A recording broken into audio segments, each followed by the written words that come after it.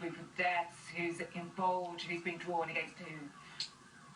The draw was made at Wembley today, which is a milestone again at the home of English football.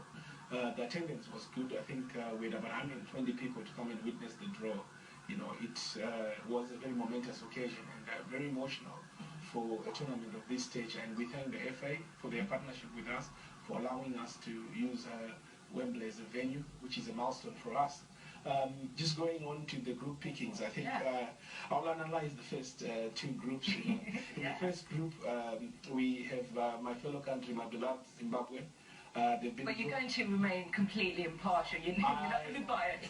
I will be very partial with my own country, but I can't control the emotions. Anyway, we've got Zimbabwe, Sierra Leone, Morocco, Senegal.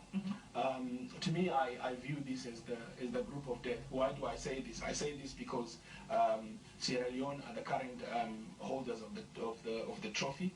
Morocco have been to the last 4 semi-finals, and Senegal have also been to the previous semi-finals, and as Zimbabwe have been to the quarter-finals. So I actually see that there are 4 formidable teams here that can contest with Sierra Leone to get the top 2 places.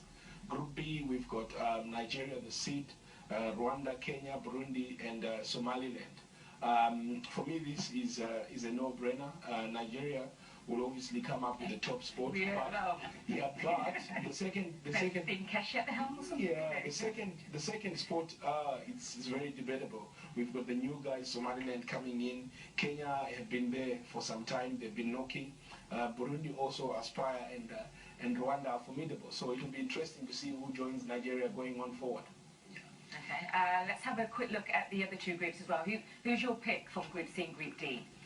I think from Group A, I would probably say my pick would be Sierra Leone and Zimbabwe. Okay. And what about Group C? Group C, we have Cameroon seeded, DRC Congo, Tanzania, and Ivory Coast. Then Group D, we have Uganda seeded, Zanzibar, Zambia, South Africa, and Ghana. I believe also Group D is a tough one.